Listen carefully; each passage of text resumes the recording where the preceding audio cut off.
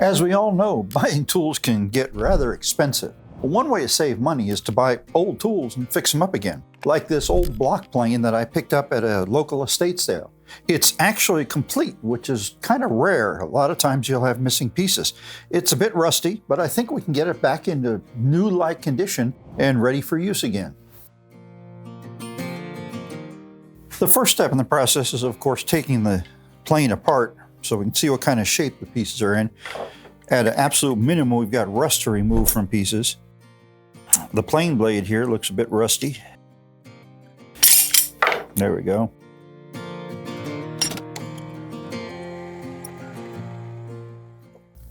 It's all just surface rust, though. It really doesn't look that bad. I think we're going to be able to make this plane look really good again. Okay, I'm going to clean these parts up with some soapy water and a nylon brush. This is just to get the dirt off of them, of which there's no shortage. But obviously this isn't going to be enough because we've got rust to deal with too, but this is pre-rust. Now I found the first hint here, and that is that the body of this plane and some of the parts were painted black. To restore it properly, we'll want to repaint them black as well.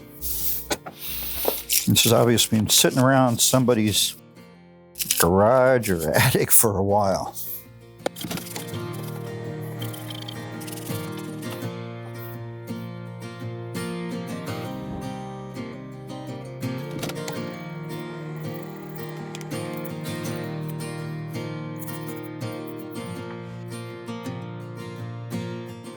Once you've got your parts cleaned up, or at least pretty well cleaned up, next thing you do is to remove the rust. And this is really the biggest part of this process, unless of course you've got to manufacture parts. We're not going to be doing that, fortunately. So there's several different ways you can remove rust. One is chemically with something like navel jelly. It's been around for years and works pretty well, especially if you've got flaking rust, if you've got really heavy rust. It doesn't work quite so well if you've got just like surface rust. And like even this blade, although it looks really bad, that's just surface rust, okay? The next way is abrasives. Now, there's different types of abrasives you can use. I really like wire wheels, different sorts, and this is attached to a flex shaft. Now, you may not have a flex shaft, most woodworkers don't, but if you got a Dremel tool, it's basically the same thing. You can get these wire wheels in different types. I buy them in packs of 50 because I go through them, and these are great for cleaning parts up and removing rust. Depending on how long I work with it, I can make this shiny new.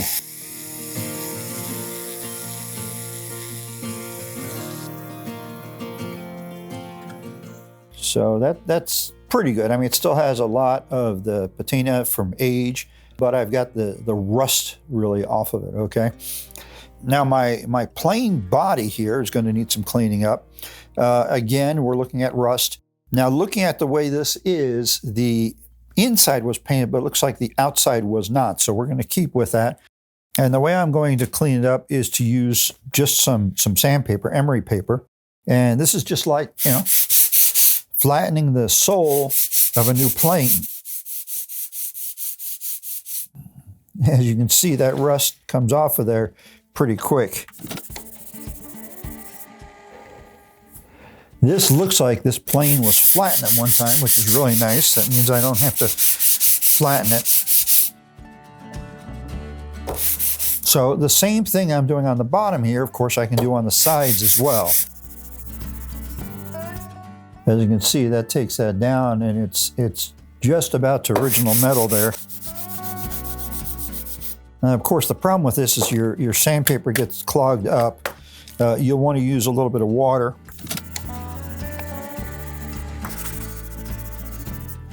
Now, this particular piece of paper is only 120 grit. I'll step it up to something that's a finer grit after I get the worst of this cleaned off. You can see where the hollows are here for your fingers. Obviously, the sandpaper get in there, so I go back to my wire wheel for that.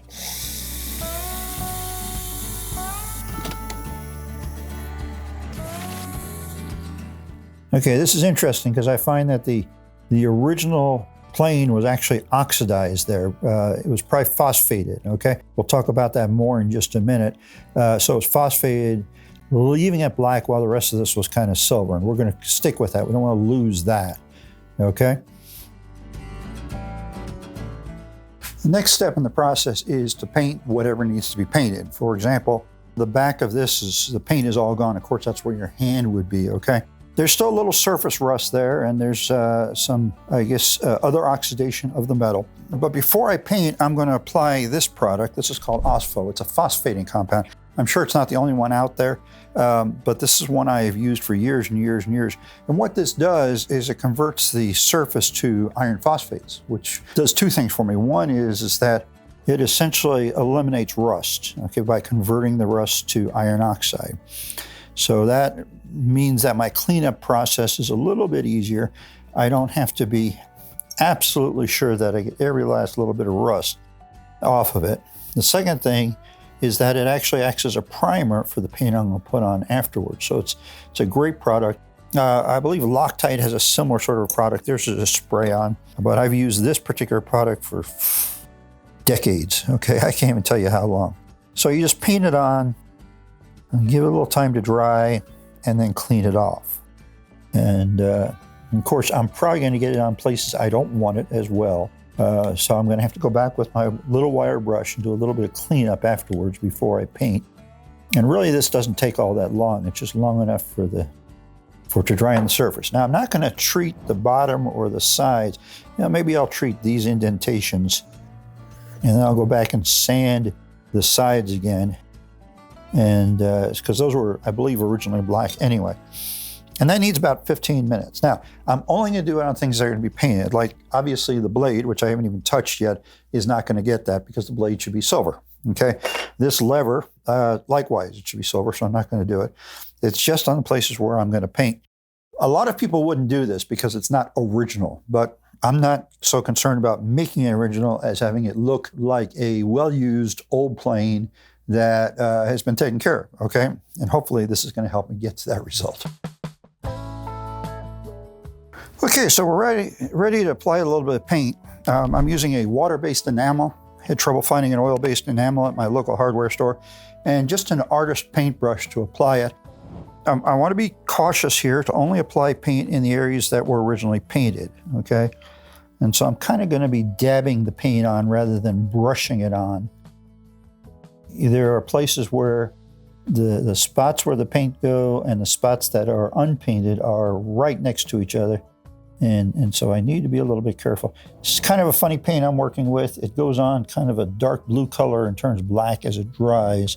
But as long as it works, I'll be pleased with it. Remember, I'd already put on the phosphating solution, so that has had time to dry, so that's my primer.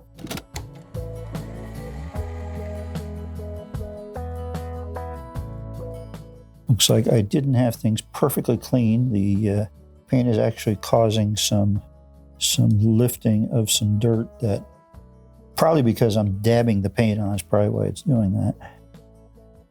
And the places where it's doing it is like in corners, or maybe it's the old paint that's coming off. So I'll finish this up and let it dry, and then while it's drying, I'll be working on getting the blade ready to go. I haven't even started working on that yet. Okay, so while that paint is drying, I'm going to go ahead and work on the blade. I haven't even touched this yet. The rust is heavier on the blade, which doesn't surprise me because of the type of steel it is. And so I'm going to go ahead and use navel jelly on this because I think I need to do a little more work on it. So I'm dabbing the navel jelly on, covering the surface. Instructions on this say, put it on, give it about 10 minutes, and then wash it off. And to wash it off, it really works well to use just a wire brush, a little handheld wire brush. So that's what I'm going to be doing. And this will remove a lot of the rust. It is not going to get down to shiny new metal, but it's going to get rid of the loose rust. I won't be able to show me taking it off because I got to do that in the sink. And there's no sink here in my workshop. Okay, the navel jelly did a pretty good job of cleaning this up. It's not perfect. but it's much better than it was. So now we're going to go back to our sandpaper and try and get the rest of this off. Again, kind of like the sides here, I'm not trying to get that shiny silver look, but I definitely want a clean surface. All right, looks like I'm gonna get some shiny surface anyway because just the way the blade is.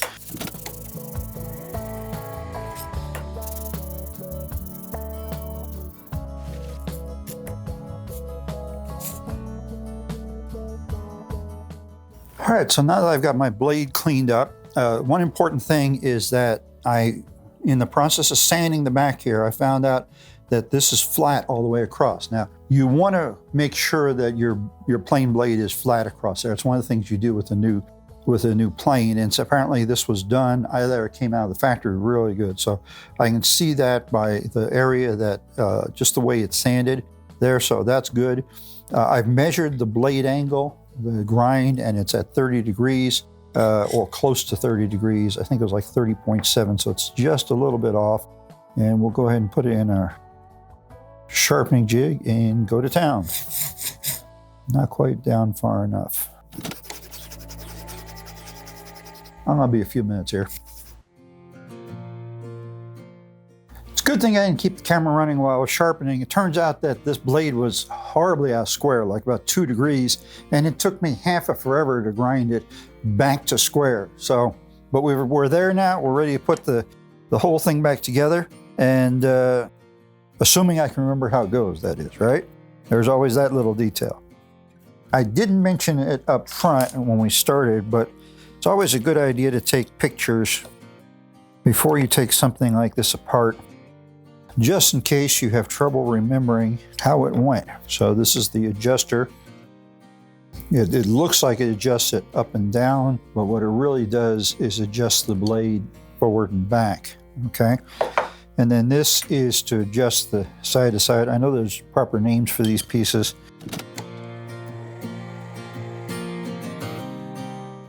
Set the blade. Now this blade has a bunch of grooves on the back here that line up with teeth on this adjuster. So what I need to do is figure out which tooth is the ideal tooth. I think that's it. And then we'll put the cap back on.